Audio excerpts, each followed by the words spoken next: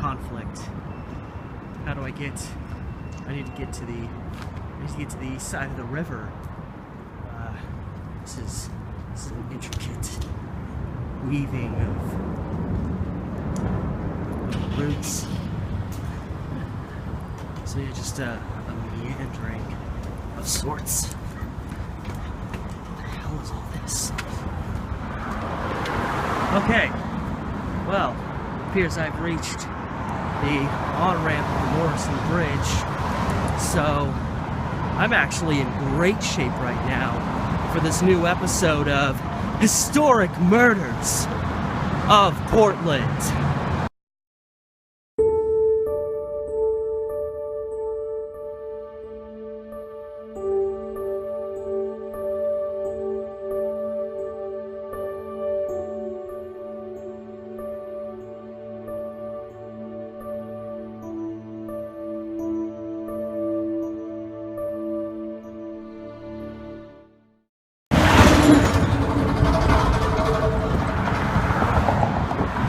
Am I the only one who thinks this isn't enough sidewalk? I'm having a lot of anxiety about the potential of a car hitting me. I do not want to have to jump it all the way down into this river. Jesus, okay, now the road's bisecting and I'm having to ease my way into this off-ramp. There's nothing safe about this. Oh, thank God. There's a staircase here. Get me the hell off this thing. This is terrible. What?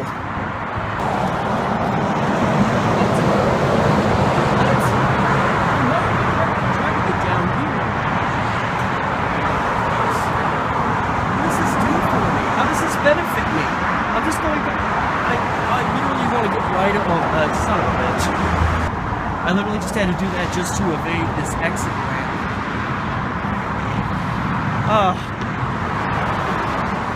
Okay. Another opportunity. Is this actually like, yeah, okay. Jeez. This is gonna take me forever. But at least I'm getting back down to ground level. Now I just have to figure out how to get to the other side of the freeway. Awesome. Alright, so I'm at Belmont Water. Belmont is coming through this way. This is essentially Belmont going into the Morrison Bridge. Yes. This is gonna make life so much easier. There is a route to where I want to be. Bundle of biscuits. Okay. Wait, so do I have to... There's the roundabout. So wait, do I have to go up this to get there? There's no sign that says to go this way to get to that. Oh my God! It shouldn't be this difficult. What the heck? I just got to the top of the stairs. There's no path here. Wait. Is it over there? I think I have to go to this. I have to go back down, go to there, go up this, and then I go down. I am gonna lose my mind. You're a filthy liar. That leads nowhere. I see another sign up there that says the Esplanade is this way, and that's where I'm trying to get. I swear, I'm gonna lose my mind if this doesn't... Yes! I think it does. I think I can wrap right around and get down there. What? Are you freaking kidding me? How? Is this a joke? Wait, so you're not allowed to access it till April? Well, that sucks. The place I need to be is like right down there. And I can't even do it. Okay, well, this video is happening today because I put enough into it. Look down there. There's the Esplanade. Here's Belmont, this crossing street right here. Right down there is where theoretically Belmont would go to the edge of the Willamette River. And that'll get us started. I'm hot. In more ways than one. Whew. Sweating like an animal up here. That was a lot of work for nothing. I wish I would have known that. That is the dumbest thing in the world, that the Esplanade is not open till April when we're having beautiful days like this out here. But I'm gonna have to make do. I'll just go down here because it's kind of generally close to where I want to be, but for the sake of this story, and it's a good one, and I really wanted to get to the actual spot because there's not a lot of different locations in relation to the story. It's a lot more storytelling than showing, and I can't even get to the one primary spot where this major event happened. But you know me, never say die, unless I'm dying. So it's September 23rd, 1922. That's the date. Over in that region is the place, and this is a crazy story. I'm not going to let the fact that I can't, you know, get to the spot, or the fact that this guy's a fucking idiot. Dumb ass. I'm not gonna let that ruin my video. Okay, a lot of chaos going on around here. I'm gonna go right up under here because I know you can at least get a view through I-5. But in essence, this is the story about a guy who, I don't know if it was a nickname, but he went by the name of Cash Weir. Last name spelled W-E-I-R, so I think it's Weir. And Cash Weir was a guy in his 60s by 1922. He was a well-respected guy around town. Everyone liked him. He was a fisherman, man of the river. He lived on a houseboat. He was, you know, everybody liked him. Everyone thought he was super chill. He was known for helping people in need. You know, young runaways, people that were homeless. You know, anybody who needed his help, this guy was there for them. So the guy had a good reputation. Now, as the story I'm about to unfold to you goes, it's September 23rd, 1922. Cash Weir's houseboat is docked on the water, right in line with Belmont Street, which is right here. So if Belmont went all the way through, it would end right over here on just the other side of the freeway. That was where his boat was, just for the time being at that time, in the water. And apparently, Mr. Cash Weir, this guy that was well respected about town, was about to come under fire. It wouldn't be September 23rd when the events supposedly took place, but it wouldn't be till 3 months later that a young woman named Helen Leary would suddenly go to the authorities with this wild account. She was in a relationship with Cash Weir's son, Earl Weir. So, you know, I don't know how close they were to marriage, but she was almost to the degree of a, you know, daughter-in-law. And she would tell the authorities that for the better part of the last 3 months, now mind you, this is 3 months after, so this is late December, around Christmas time, 1922, she goes to the authorities and tells them that she's more or less been kept hostage on Cash Weir's boat because she had witnessed him assaulting and murdering a teenage girl in his houseboat right over there on the fringe of Belmont where it would meet the river. So this was a story that really shocked people. Cash Weir was a really respected guy. It was insane that this woman comes out of nowhere, supposedly 3 months afterwards, claiming all this stuff happened. And by her own account, she's on the 23rd, this is before she supposedly is taken captive, on the 23rd, she's supposed to meet Earl on the houseboat, which is docked, again, in the vicinity of Belmont, where it would meet the Willamette River. She showed up, and Earl wasn't there, so she decided to leave and come back later in the evening. But when she showed up, she said there was a girl about 15 years of age, didn't really get her name, and she was just there on the houseboat. She said that Cash was letting her stay there. So Helen Leary had seen this woman there in the afternoon hours, and later on she comes back hoping to find Earl, And when she arrives, Earl's still not there, but as she walks up to the houseboat, she can hear this young woman and Cash Weir supposedly arguing about something. And she peers through the window and supposedly sees them fighting. And she crouches down from the window so they won't see her. And she peers, there's like a little hole that had been like punctured in the houseboat just below the window, so it was like a hole you could peep through. As she's staring through the peephole, she supposedly sees Cash Weir assault this teenage girl and then murder her. And as she would put it, she, like right when this happened, Earl finally shows up and she sees him, but she doesn't run to him. She kind of lingers, kind of in hiding, and watches Earl go inside. And it's at that time that she watches Earl actually help prepare the teenager to get rid of her body, to get rid of the evidence. So Helen Leary sees all of this, you know,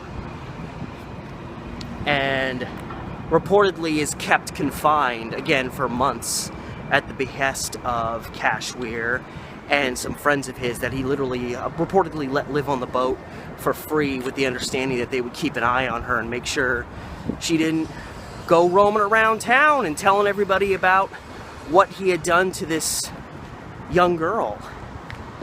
And it's, I believe, the following night, because obviously she flees the scene, and it's either later that night or the following night that she's back home in her rooming house apartment, wherever she was living. And I don't know, I could never find an address. I never figured out exactly where it was, but I assume it was in this vicinity. Cash Weir kept his boat around here, and she worked in this area. So whatever this apartment, rooming house, whatever she was living in, it was probably in the vicinity of this, you know, what is now kind of this industrial, old town industrial area on the east side of the river. And Earl shows up at her apartment, and of course she's, you know, super emotional, like, oh my God, what did you do? How could you help him, you know, do that horrible thing?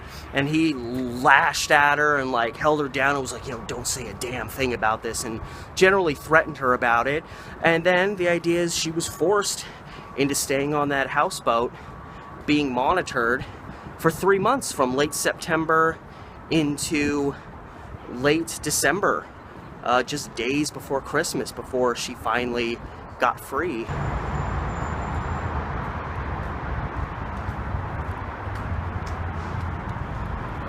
Now approaching the intersection of Morrison and Water Avenue. This is Water Avenue cross traffic, and then this is Morrison going across. And back in 1922, in what is now this kind of shabby, vacant, mostly fenced off lot, there was a restaurant here, and this is where Helen Leary worked. And Cash Weir came in one day, because again, you know, where he had his boat, here's Belmont, it would have been right over here, just the other side of all this stuff over here. And where this restaurant was here, Cash Weir came in, had his son with him, and he actually introduced the two. You know, maybe he was just like, oh, a cute little girl working at a restaurant, or a little diner or whatever was here. Sounds like a nice, clean, kosher girl for my boy. I don't know why I'm giving the guy a voice like that, but he actually went out of his way to introduce Helen Leary to his son, and in essence kind of hooked him up. So you can kind of say the seeds for this whole story were started right here. And then you fast forward a little ways ahead, and Helen Leary is supposedly being kept against her will on a houseboat. They moved it further down in the vicinity of Ross Island, which is maybe less than a mile that way. And with the boat, moved a little ways further down, and there's more of a cliff's edge up there, so you're more separated from the general populace. It is a better place to hide, theoretically, if you're trying to keep someone out of view. And the two people that Cash Weir supposedly had staying there, who did admit to being on the boat during that time, were his friends. Where did it go? I keep forgetting where it is. It's on the first page, that's the problem. Dorothy Robertson, a woman, and Al Loomis. Finally remembered it. I knew it was Robinson and Loomis. I just had to get their first names. And they stayed on the boat with her.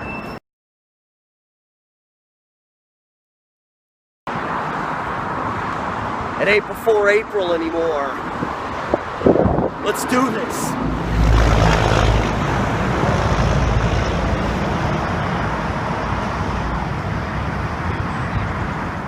So apologies all around. There's a freeway right here, so I may have to be a little bit loud. But we're actually coming down to the East Side Esplanade now, which is where I wanted to go back in like March, but it didn't pan out because this wasn't open until April. But this overpass just ahead of me here, that we're about to go into the shadows of, is roughly where Belmont would have crossed. So Cash Weir's boat, more or less, would have been like right here, right off the river.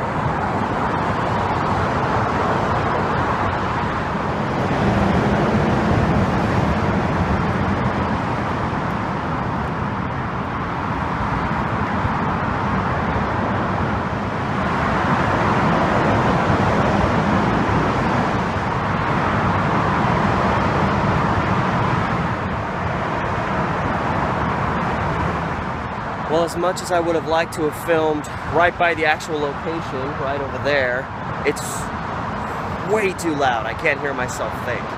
But anyway, that's the general area where Cash Weir's houseboat would have been when apparently on this night, Cash Weir was seen murdering a young woman. A woman that he perceivably took on his boat with his son Earl, traveled up the river a ways. There were lots of theories about where they would have gotten rid of the body. A body that ultimately would never be recovered. But yeah, there was presumptions that they just took it north and ditched it right as you kind of start getting out of town. And so things aren't looking good for Weir and his son.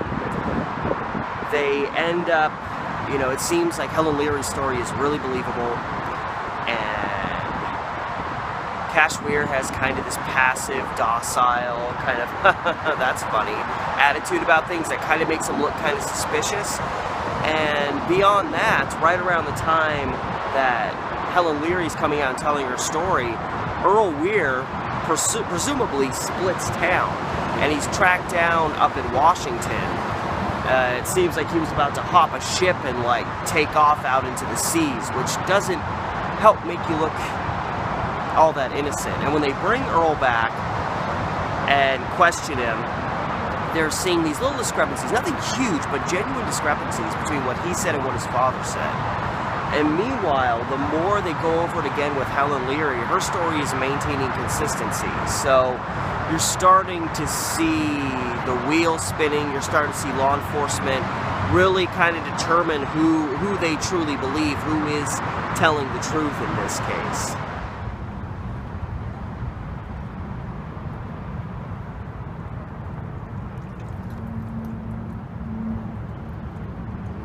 I needed a place where it was actually quiet. So as things are depleting in the case of Cash Weir and his son, just more and more vindication is coming for Helen Leary. There's a guy named Chris Grewell, who apparently, I'm guessing, was friends or somewhat knew Cash Weir, because he had also stayed on the boat kind of around this time.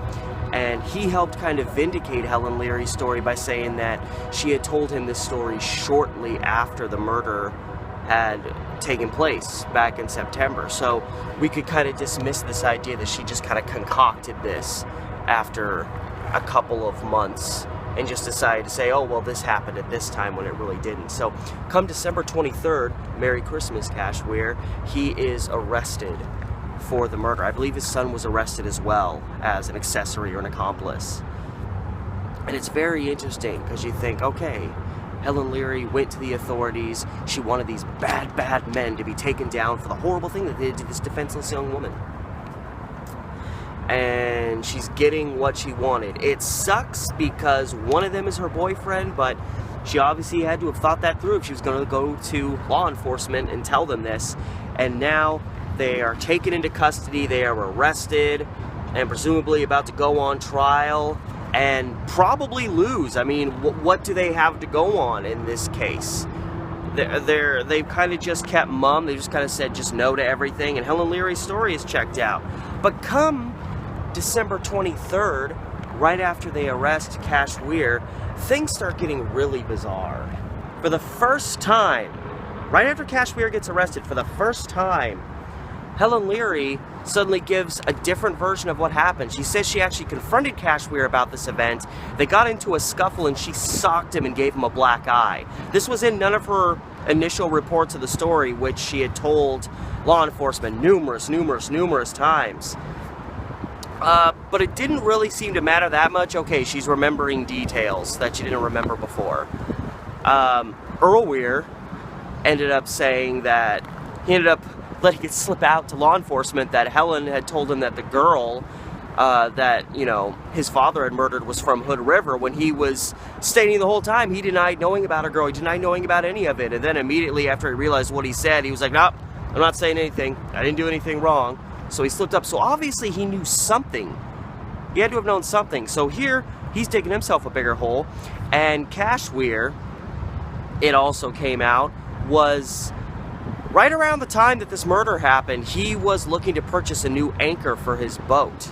And it was theorized that that was how he got rid of this young woman's body, was he got an anchor, strapped her body to it, and dropped it to the bottom of the river.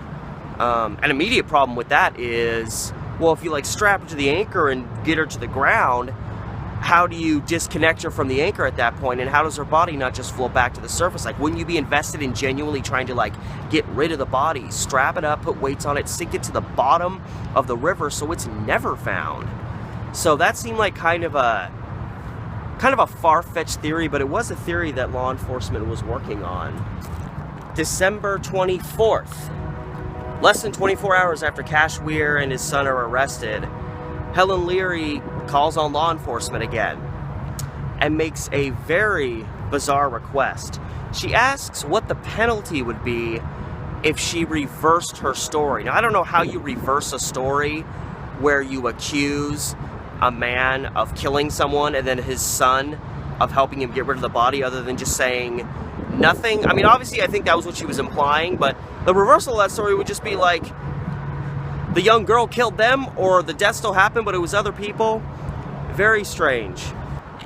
And her reasoning behind it, of course, is she wants to save Earl. She doesn't want Earl to end up going to prison. Ooh, I said too much. Now the love of my life may go to jail. I don't care about her, you know, beardy fisherman dad floating up and down the river, wasting away his final years.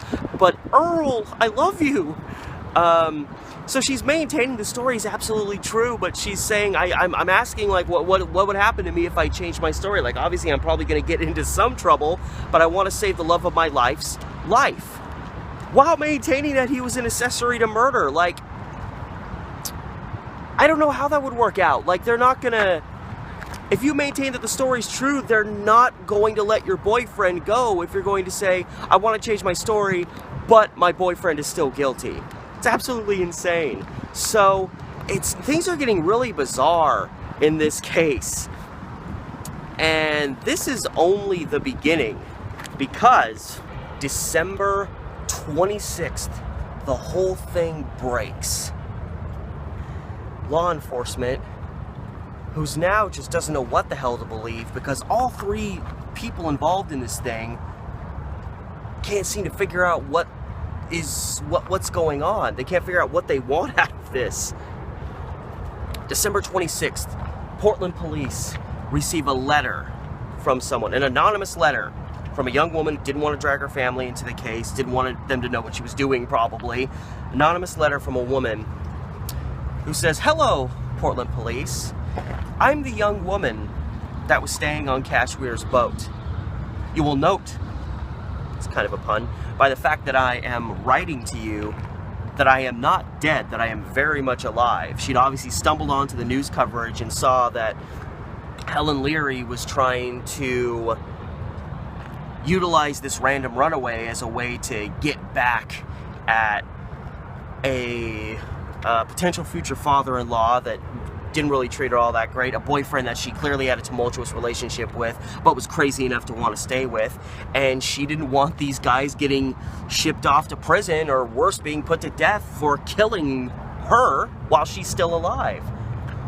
So, of course, law enforcement calls Helen Leary into the room. "Come on in, Helen, let's have a sit down." And they bring this, they have this note, and they start asking her, "Okay, let's go through it one more time. What happened?" And Helen completely alters her story. She says the young woman's name was Betty. She'd never referenced a name to the woman. She was just this young woman, this kind of young unknown woman, this young anonymous woman, like in the letter. Now suddenly her name is Betty. And she claimed that Cash beat her with a pipe, and that's how she died. And apparently that hadn't come out in any of her stories either. I think she said that he probably, choked her out, strangled her to death.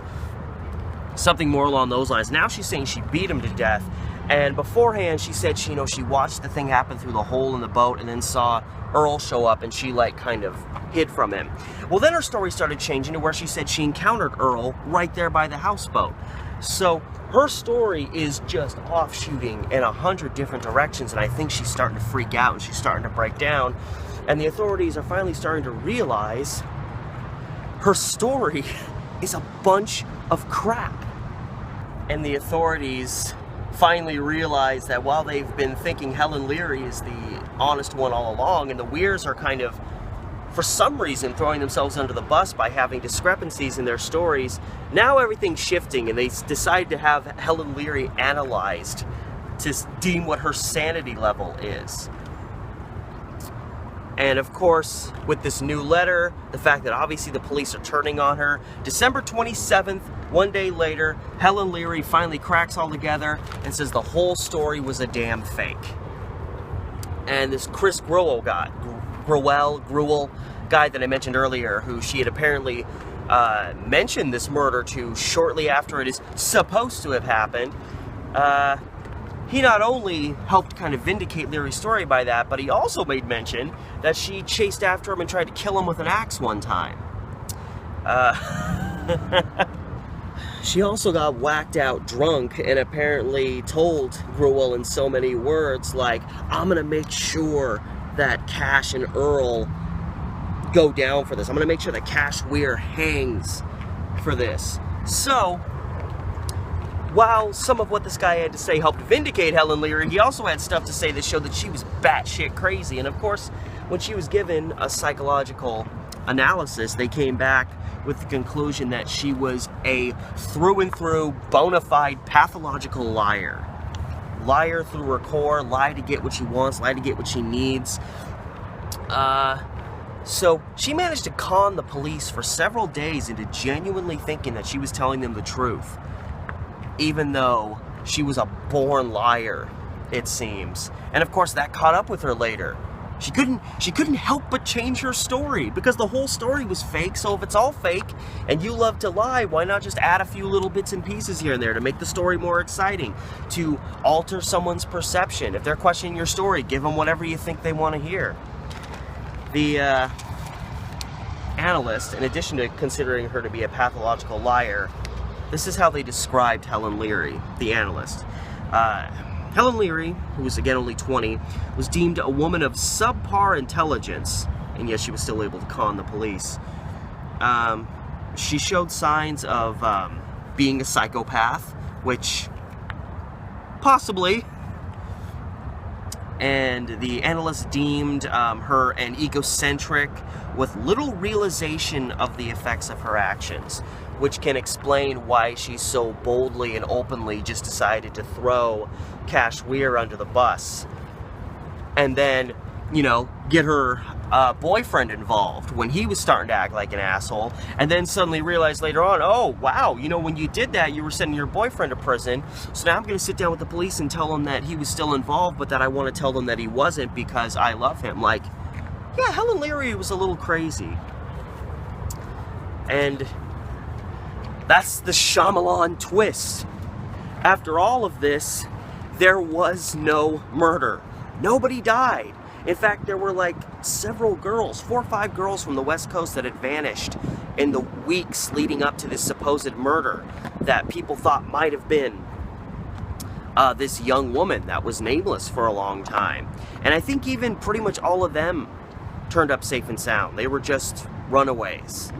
And that is the story of the not murder of an unknown young woman who did exist and was not murdered by a guy named Weir on his boat right down pretty much under where this Morrison Bridge is today. It would have pretty much been right in line, just right around the corner here on the docks. A murder that never happened, but for about a week people were pretty convinced that Weir and his son were up to no good. And it explains why no body was ever found, even though police had reason to believe it had been taken off north up the Willamette. So thank you everybody again for watching. A crazy kooky story that I could be a little bit more lighthearted about because nobody actually died, even though 2 men may have ultimately gone to prison or worse, death. At least Weir might have. But nothing happened. So thank God Helen Leary finally cracked and everyone could go home happy. By the end of 1923, this story was pretty much lost and forgotten as just a wild, weird little speck of kooky Portland history. Anyway, remember, as always guys, remember to like, share, subscribe, hit up my Patreon if you want to help me financially, you know what I'm talking about. And until next time, this has been Steve, the amateur historian, with another episode of Historic Murders of Portland.